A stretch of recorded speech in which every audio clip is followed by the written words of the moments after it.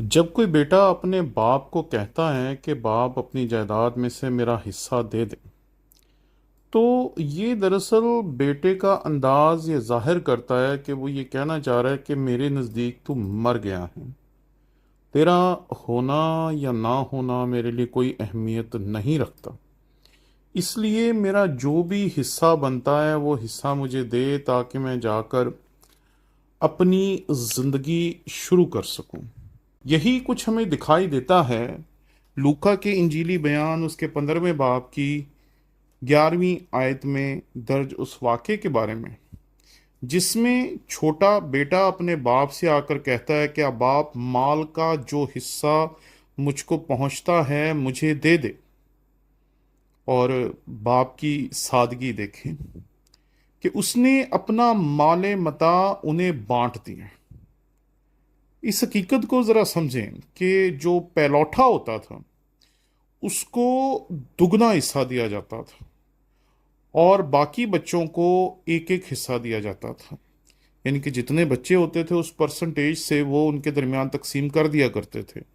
लेकिन जो पैलौठा होता था उसे दुगना दिया जाता था, क्योंकि उसने ना सिर्फ अपने आप को और अपने घराने को पालना होता था, बल्कि उसके साथ साथ उसने अपने माँ बाप की भी परवरिश करनी होती थी। इसलिए यहूदी मुआशरे में जो पैलौठा होता था उसको हमेशा दुगना दिया जाता था। यहाँ जैसे ही छोटे बेटे को मिलता है तो छोटा बेटा अभी 18 साल से कम उम्र का लगता है। अभी वो गैर शादीशुदा है और नादान है।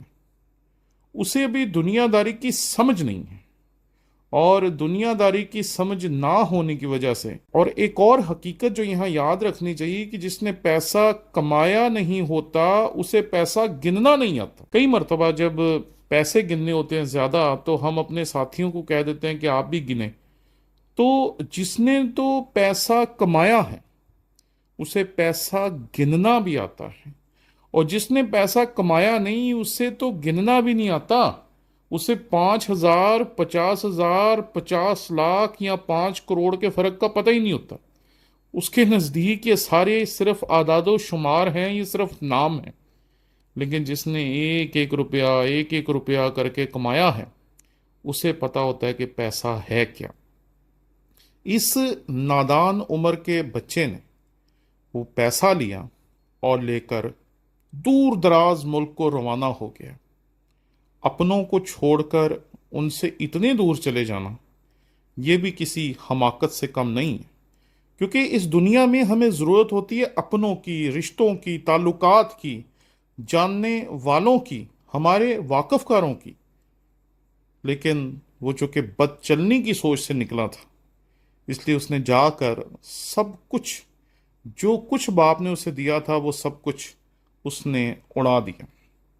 और जब सब कुछ खर्च हो गया तो लूका तबीब हमें बताता है कि वो जिस मुल्क में था वहाँ सख्त काल पड़ा और वो मोहताज होने लगा। यानी कि पैसा जो कुछ था वो बदचलनी में उड़ गया। ना कमाया था इसलिए खर्चना भी नहीं आता था, इसलिए सारा पैसा उड़ाकर अब वो मोहताजी की हालत में बैठा है और देख रहा है कि किसी तरीके से कहीं खाने पीने का कोई इंतज़ाम हो जाए।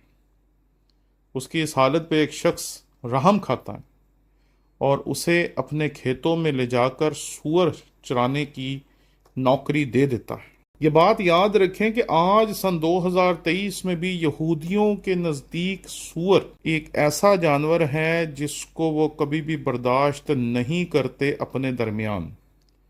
इसलिए उनके मुल्क में आज भी सूअर पालने की इजाज़त नहीं है।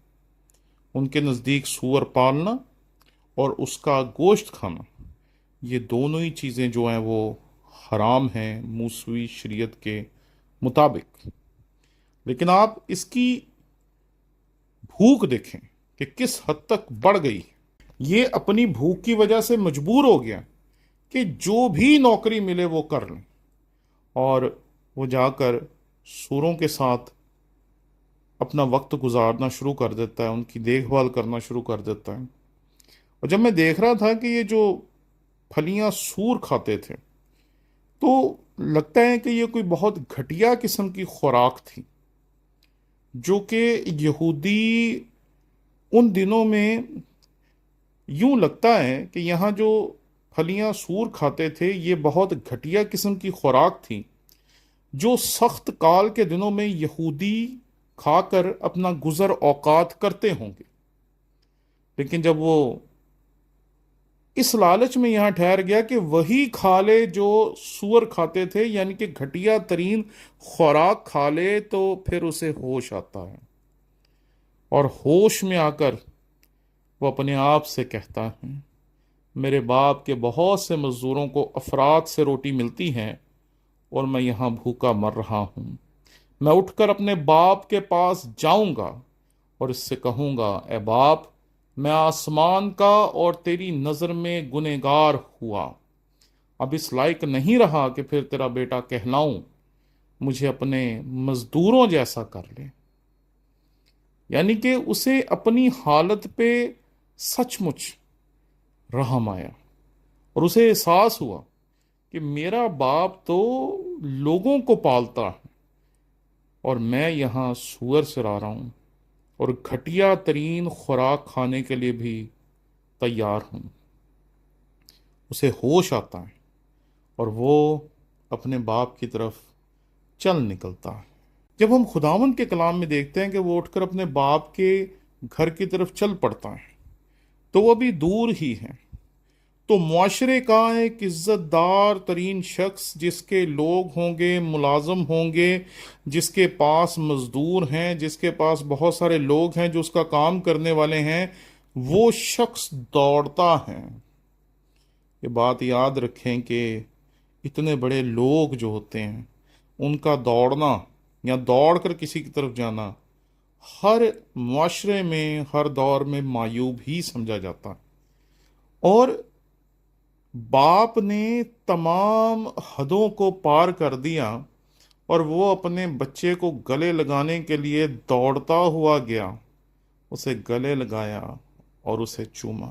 اکثر اوقات جو لوگ چرواہے ہوتے ہیں یا اس طرح کے جانوروں کے ساتھ رہنے والے کام کرتے ہیں، ان کے لباس سے، ان کے کپڑوں سے اکثر بدبو آتی ہے، لیکن باپ کو بیٹے کی خوشبو آئی، اسے بدبو نہیں آئی اپنے بیٹے سے کہ یہ سوروں کے ساتھ رہتا رہا ہے، یہ گندا ہے، یہ میلا ہے، یہ نہایا نہیں ہے۔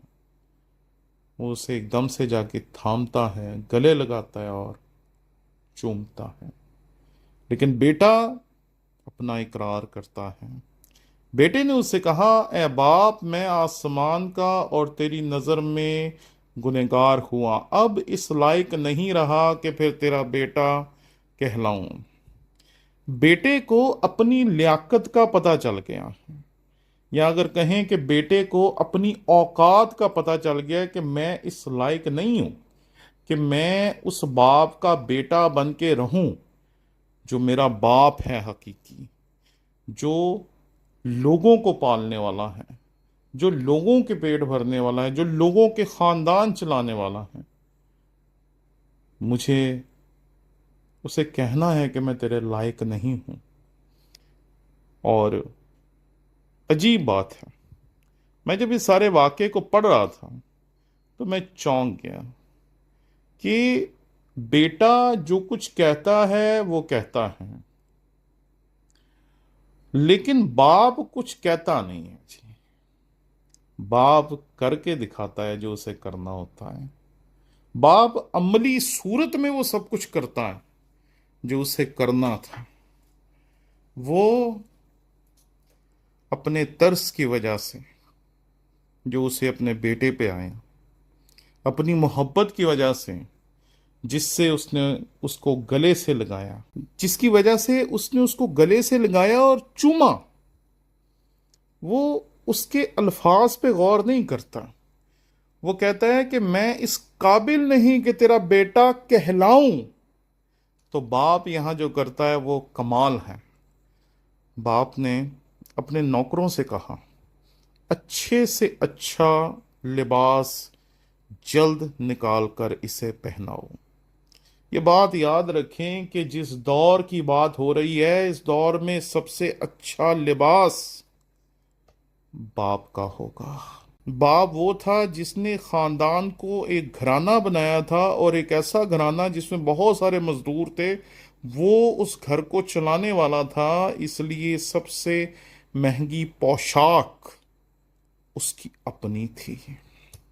اس لیے اس نے کہا کہ اچھے سے اچھا لباس جلد نکال کر اسے پہناؤ، یعنی کہ اس کو حشمت بخشو، اس کی وہ عزت جو اس نے کھو دی ہے وہ عزت اس کو دوبارہ لوٹا دو، اس کو دوبارہ عزت دو، اس کو دوبارہ اچھے سے اچھا اور مہنگے سے مہنگا کپڑا پہناؤ۔ یہ میری اولاد ہے، یہ اس حالت میں نہیں ہونی چاہیے۔ دوسری چیز وہ کہتا ہے کہ اس کے ہاتھ میں انگوٹھی پہناؤ۔ انگوٹھی اختیار کی علامت ہے جی، سوروں کے ساتھ بیٹھا ہوا ہے، ان کی جو پھلیاں ہیں وہ کھانے کے لیے تیار ہے، اپنا اختیار گوا بیٹھا ہے، لیکن باپ کہتا ہے کہ اس کو اس کا اختیار واپس دو، انگوٹھی پہناؤ۔ قدیم دور میں انگوٹھی اختیار کی علامت ہوتی تھی، اور جیسا شخص ہمیں یہاں دکھائی دیتا ہے اس باپ کی صورت میں، لگتا ہے کہ وہ جو انگوٹھی منگوا رہا ہے وہ انگوٹھی ہوگی جس کے اوپر مہر ہوتی تھی، جو مختلف حکم ناموں کے اوپر حکم نامہ جاری کرنے کے لیے لگائی جاتی تھی۔ اور پاؤں میں جوتی پہناؤ۔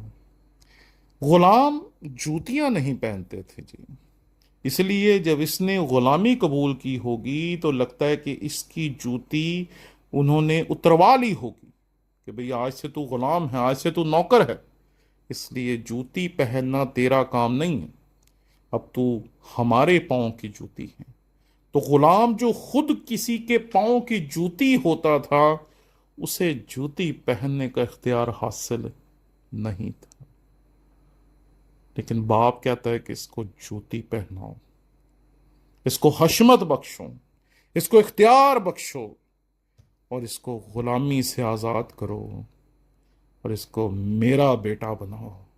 اب یہ غلام نہیں ہے، یہ آزاد ہے، اس لیے یہ میرا بیٹا ہے۔ اور پھر وہ کہتا ہے کہ پلے ہوئے بچھڑے کو لا کر ذبح کرو تاکہ ہم کھا کر خوشی منائیں۔ وہ کہتا ہے آؤ خوشی منائیں۔ یہیں تک ہم آج اس مطالعے کو رکھیں گے۔ وہ کہتا ہے کہ خوشی منائیں، اور پھر وہ جو الفاظ کہتا ہے،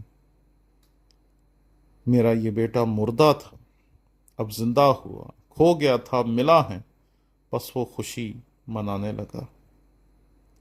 جب میں اس سارے واقعے کو پڑھ رہا تھا تو میں دیکھ رہا تھا کہ بیٹے کے الفاظ بڑے عجیب تھے جو بیٹے نے اپنے باپ سے کہے، اب اس لائق نہیں رہا۔ میں بھی اپنے آپ کو کبھی اس لائق نہیں سمجھتا کہ ہم خدا کے حضور کھڑے ہو سکے، اس کے کلام کو پڑھ سکے، اس کے کلام کی تشریح و تفسیر کر سکے، اس کے کلام کو لوگوں تک پہنچا سکے، اور لوگوں کی زندگیاں اس کلام کو سن کر بدلیں۔ میری اوقات نہیں، لیکن اس نے ہمیں عزت بخشی، حشمت بخشی، اختیار بخشا، اور اس نے ہمیں غلاموں سے نکال کر اپنے بیٹے اور بیٹیاں بنایا ہے۔ اس لیے یوحنا کی انجیل اس کے پہلے باب کی 12ویں آیت میں لکھا ہے کہ جتنوں نے اسے قبول کیا اس نے انہیں خدا کے فرزند ہونے کا حق بخشا۔ آئیں اس حق کے لیے اس کا شکر ادا کریں۔ آمین۔